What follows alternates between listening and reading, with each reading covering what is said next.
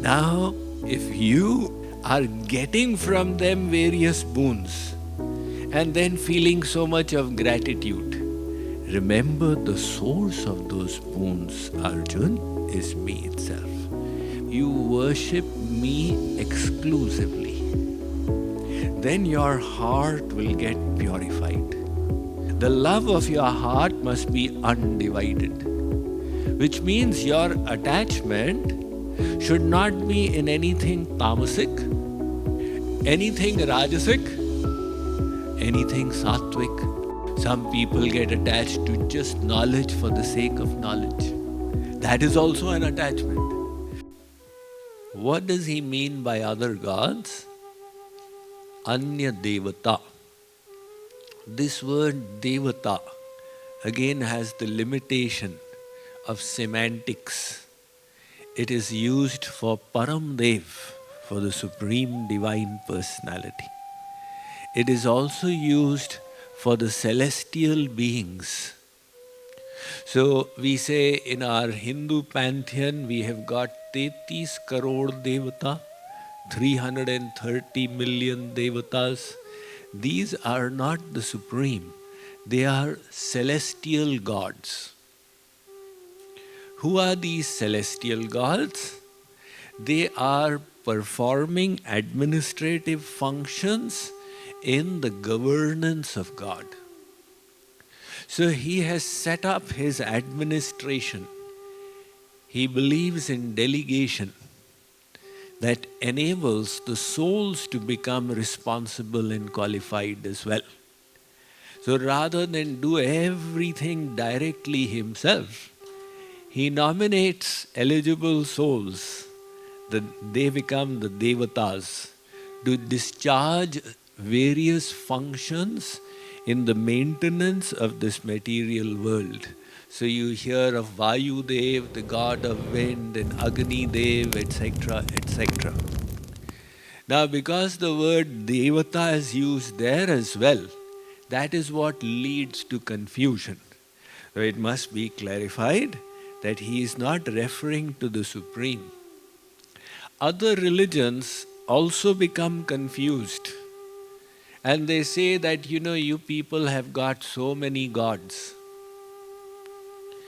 But that's not the case. The Vedas are very clear. Ekameva dvitiyam Brahma. There is one Supreme. Ekam sat vipra bahudha vadanti. Ekam santam bahudha kalpayanti. Eko hi rudro na dvitiyaya tasthur. That one is all powerful. He is not limited to one form.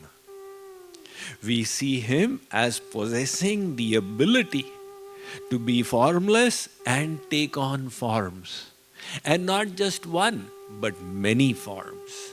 So in one form he is maintaining the world, in one he is creating, in one he is annihilating, in one he is a king. Sri Ram, in one he is engaging in loving pastimes as Krishna. These are all different forms of the same one. That is why in Shankaracharya's time, when Sanatan Dharma was divided up in the worship of many, and that is fine, but there was acrimony. You're worshipping Shiv, I'm worshipping Vishnu, I'm right, you are wrong. This all would go on.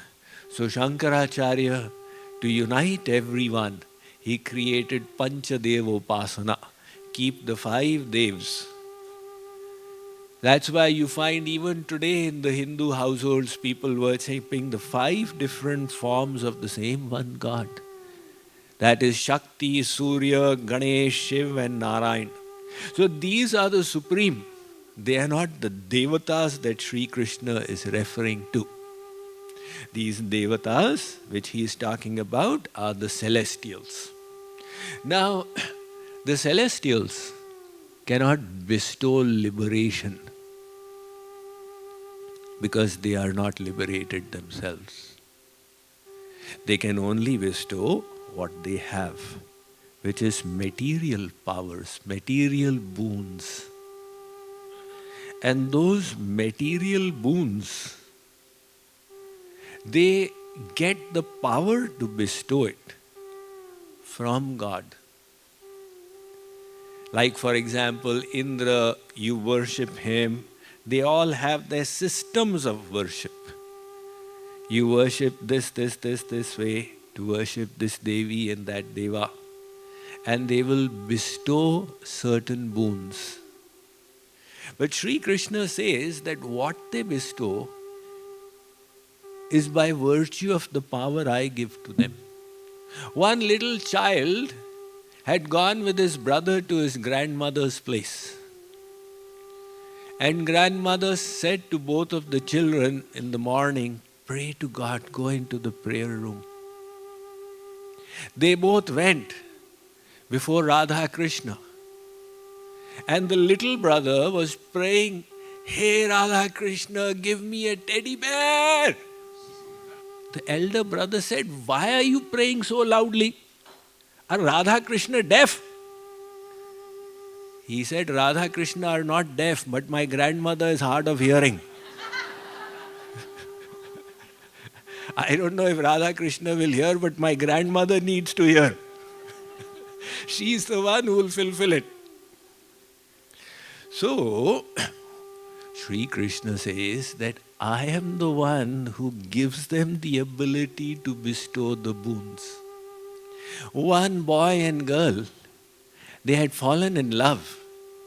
And the girl brought her fiancé home that he may meet his future father-in-law. So the girl's father was interviewing this boy and said that, what do you do, young man? He said, I am a philosopher. The father said, that's all right, but how will you earn a living? He said, God will take care of it. So, do you have enough to complete your studies? He said, I am studying, God will take care of the rest. He then said, how will you provide for my daughter? He said, I am a philosopher, God will provide for both of us. The father-in-law said, you may go. The mother-in-law asked, what kind of a boy is he? So the father-in-law said, he's got no plans. He has got no kind of conception of how he is going to take care of anything. But the good news is, he thinks I am God. God will provide for this. He thinks I am God. So Sri Krishna is saying out here that, look, you are worshipping these celestials. And the celestials are all subservient to the Supreme. Now, if you are getting from them various boons and then feeling so much of gratitude, remember the source of those boons, Arjun, is me itself. Because in the previous verse, he said, Ananya Bhakti, you worship me exclusively. Then your heart will get purified. So Ananya Bhakti means na anya, no other. The love of your heart must be undivided, which means your attachment should not be in anything tamasic, tambaku, etc. Anything rajasic, the objects of the senses, anything sattvic, any object or personality. Some people get attached to just knowledge for the sake of knowledge. That is also an attachment. Shankaracharya says, Lokavasanaya janto shastra vasanaya picha Dehavasanaya jnanam yathavan naiva jayate.